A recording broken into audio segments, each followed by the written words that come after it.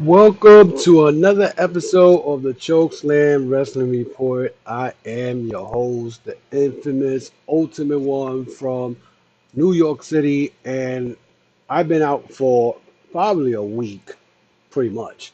I was on vacation again, so I wasn't able to follow up a lot of the stuff that's going on in professional wrestling.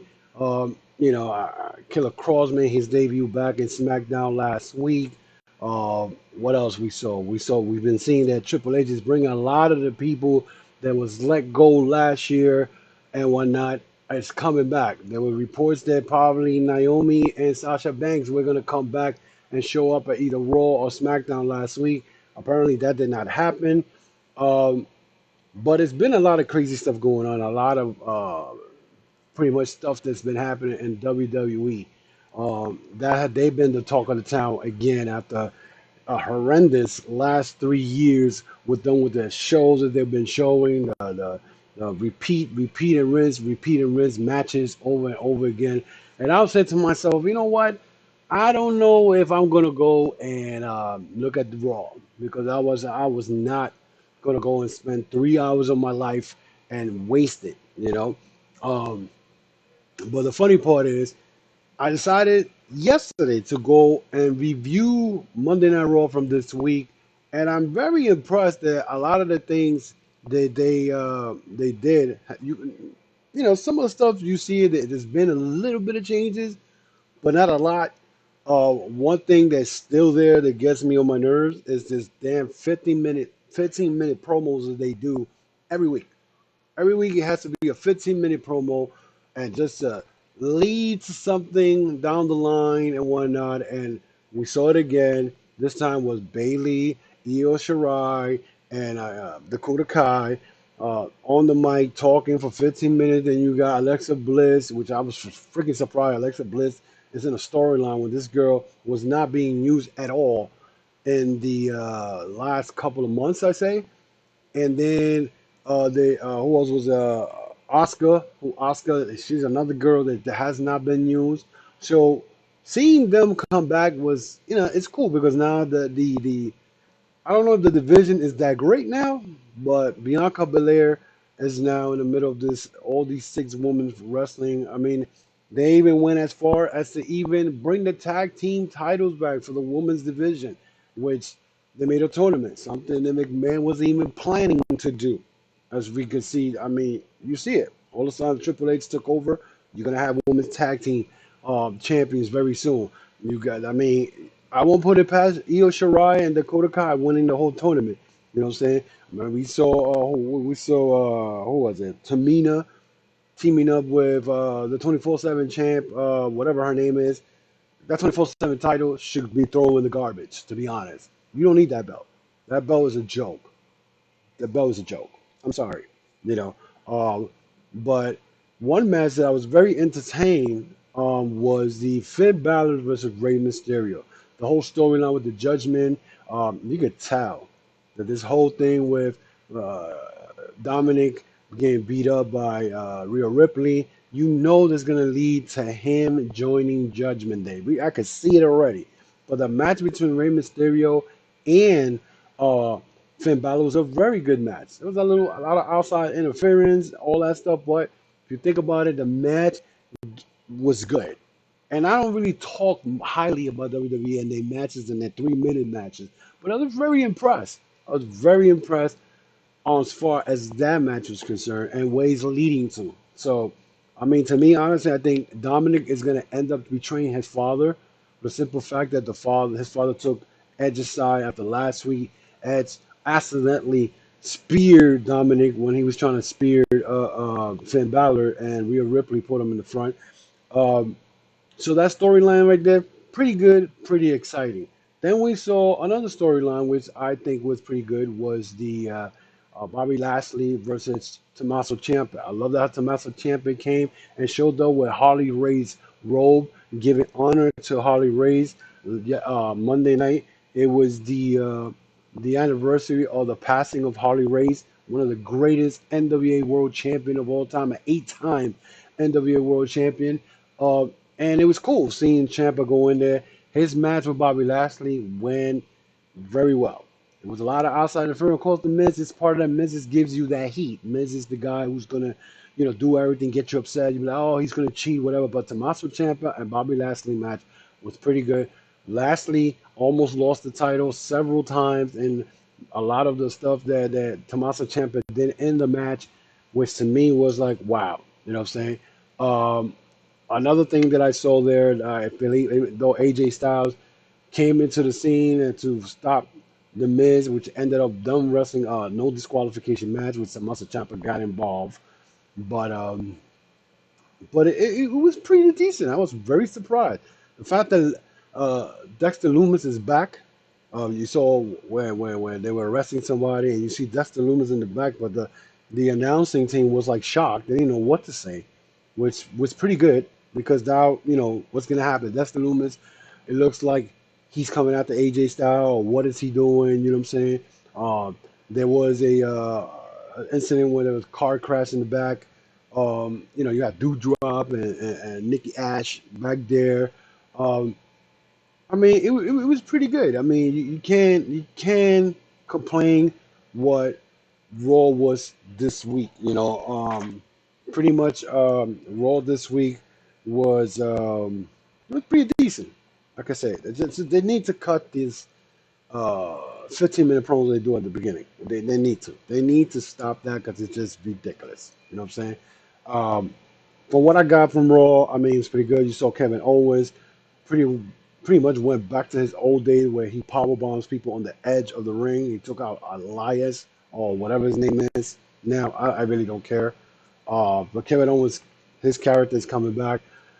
In the WWE front, there's a lot of rumors going around. There's word that maybe Bray Wyatt may come back, which I won't put it past it. I mean, Bray Wyatt will come back, which he'll have creative control of his character, which should have been done to begin with. So we probably seen that. We saw Killer Cross already showed up. He's there already. He's look like he's gonna have a collision course with Roman Reigns. Um, you know the rumors going around that Sasha Banks and Naomi are coming back. It's a lot of things going on in WWE right now, which it seems to me that Triple H is bringing back all these wrestlers that, um, that we thought were not going to come back. You know what I'm saying? And here they are. Dexter Lumis back. They brought Dakota Kai back. You know what I'm saying? Io Shirai looked like she was gonna leave. She was gonna go back to Japan and be with her husband Evil from New Japan, and they're all back. And Raw looked so different this week that I was shocked. I was really shocked that it looked decent. It didn't look retarded. It didn't look nothing like that. It did not look retarded. So hopefully, there's hope that WWE will now, you know, give you some type of version where I can sit down and watch 3 hours. I mean, I don't think there's word that Triple H wants to cut the third hour, but then again, USA Network wants those 3 hours, and it's been there forever.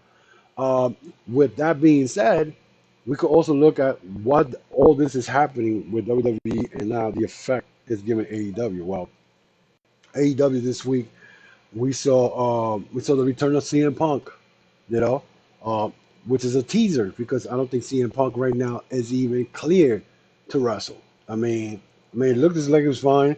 The match between John Moxley and Jericho was pretty good. We saw the FTR and and Warlow got connected again. The Pinnacle is back, if you could say that. If you want to call them the Pinnacle, they are feuding now with Sanjay Singh and Sanjay Dutt and Jay Lethal. So that's going to be cool. We saw you can see QT Marshall right now. That his factory. I'm just a little upset. What I saw was the fact that I saw Camarado dressed like a clown. Like I can't believe it. This man has a lot of potential. They got him dressed up like with this blue navy blue robe with a blue hat. I don't know what is that about. It makes no sense. But that situation with Ricky Starks right now, Ricky Stark is going to get pushed to another level. Okay, to another level. And I'm sorry, I got something in my eye. To another level. Same thing with Powerhouse Hobbs. These two guys are going to go to another level. You know what I'm saying? To another level where you're going to be like, you're going to be wowed by it. You know what I'm saying? It's going to be cool. We also saw Parker Brodock, whatever his name is, the one who the WWE was talking about the next Brock Lesnar with the True Busters, whatever their name is, with Davari in them. We saw the trios tournament. You see Will Ospreay's and Aussie Open, who just won the New Japan Pro Wrestling Strong Tag Team Belts tournament not a couple of weeks ago. So they're involved in that. So it's going to be very interesting. You know, what I'm saying now out of all that, we also saw that how you call it that we had Hangman Page pretty much turned down the Young Bucks of teaming up with them in that tournament instead he is supporting Dark Order. So that's going to be very interesting storyline out of that. We'll see. Is Kenny Omega showing up next week? Because I think Omega will be coming back. And if that's the case, it's going to be weird to have Omega and Will Ospreay in the same building. Because if you guys haven't heard, these two have been feuding back and forth in Twitter for months. Even Omega being called a cunt by Will Ospreay. So it's a lot of. I mean, I think Omega did a cease and desist over a shirt, a one wing something, and it's been so it's gonna be weird if Omega does show up. But who's gonna be the partner of the Young Bucks next week when they face La Facción Gobernables of Rush, Andrades, and Dragon Lee? So Dragon Lee is gonna make his debut in AEW, which is very interesting.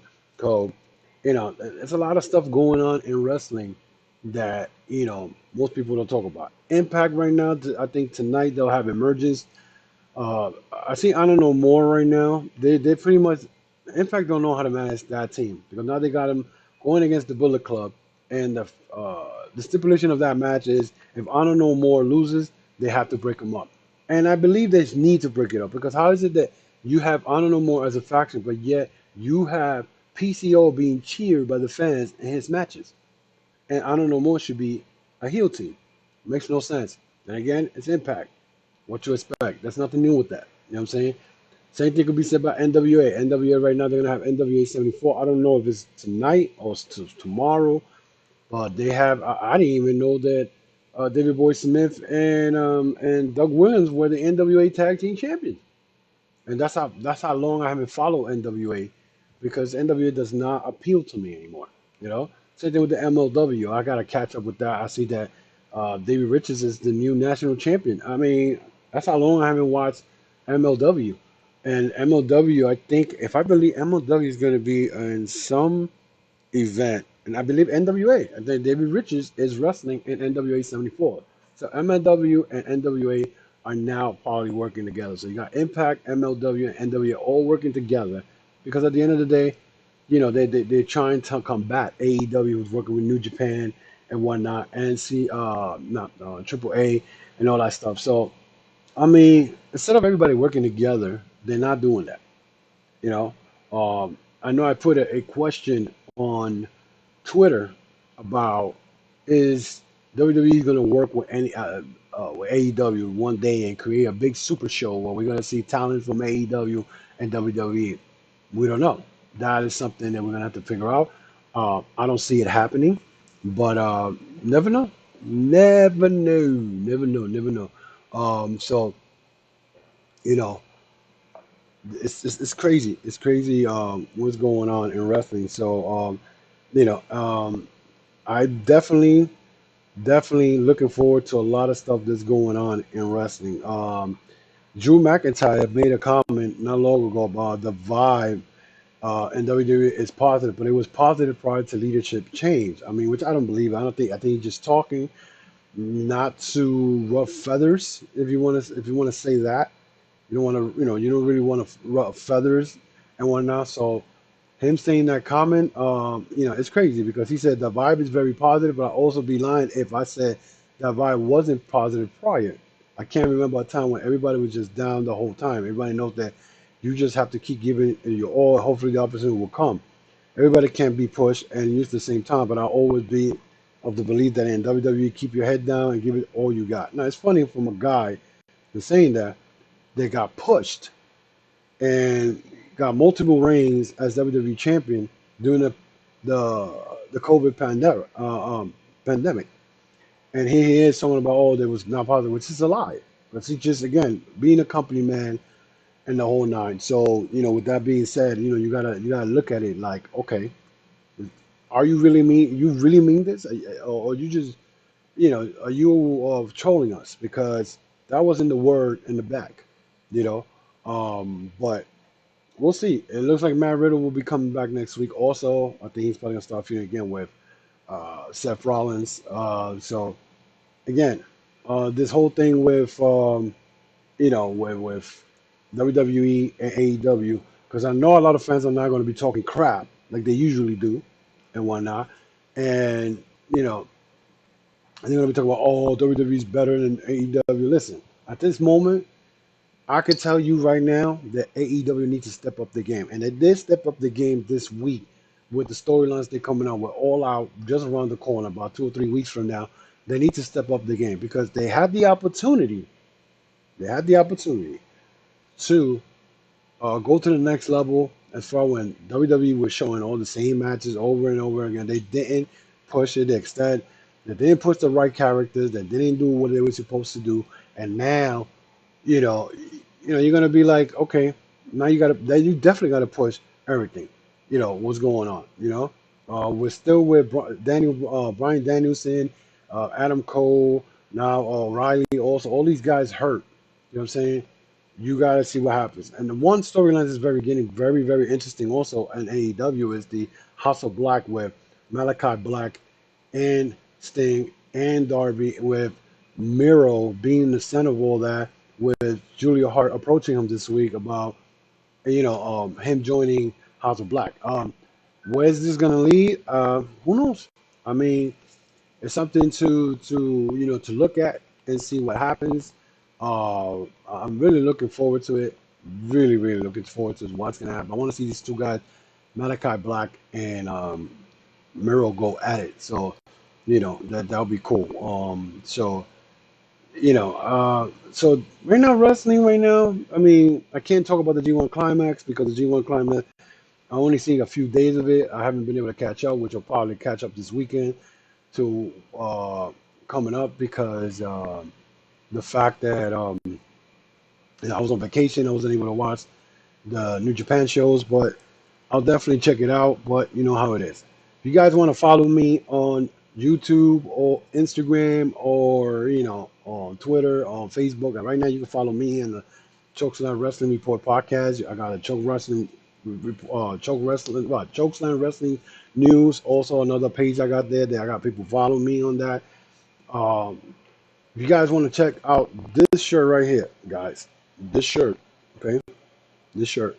You want it, you get it for $20. You go to TCWR veryimpressive.com, TCWR veryimpressive.com, and get your shirt. $20. There's other shirts in there. You know what I'm saying? You get the shirt, you can get the hat, you can get the hoodie. Hey, the fall is coming down the block. So you can go and get that out and get that. You go to get the Chokeslam Wrestling Report hat if you want. That should be cool. So check it out. Just check it out and see what happens. Also, if you want to follow me again, I got a YouTube channel. So you'll be able to watch this all over again if you didn't get to catch it. So you probably gonna see it on YouTube. You guys again my audio podcast on Apple, Spotify, iHeartRadio that I do every Sunday. But I do the what's going on in the wrestling world. So most likely it'll be a different episode than this. I'll still probably be talking about the same thing, but I'll probably break it down more. I'll be talking about the G1 Climax. I'll definitely gonna be talking about emergence. Uh, that most likely, I'll have results of that. So, you can follow me anyway. You can follow me, like I said, you can find me on iHeartRadio, the audio podcast, iHeartRadio, Google, Apple, Spotify, Amazon, music. I'm everywhere. So you can follow me there everywhere. So, again, check out my how you call it, my store, the TCWR dot veryimpressive.com. That's TCWR dot veryimpressive.com, and you could get this shirt right here for $20. Can't go wrong. You cannot go wrong. You know what I'm saying? You cannot go wrong. So until then, guys, I will see you next week. This week I'm definitely gonna be next week I'm definitely gonna see what any major storylines. So I'll be going on live for most of the time, so you guys can check it out. And we'll talk more or anything. Like I said, check me out. You can follow me on Twitter. You can follow me on Facebook. You can follow me on not Chokeslam, Twitter, Facebook, Instagram. You can follow me all that on the Chokeslam Wrestling Report. That's Twitter, Facebook, and Instagram. You can follow that. And when shout out to my boy Jay Santee and the Turnbuckle Tabloid. Shout out to my boy Chris Cage. Absolute Chris Cage. I'm definitely looking forward for the next Project Codename Wrestling event coming up September 24 at what is it, Unique County coming up. So I want to check that out. Shout out to WNR Podcast. I know I haven't in England. I haven't been able to get on the show in a while. So, but shout out to everybody. So until then, guys, be safe and take care of yourself. And I'll see you guys next week.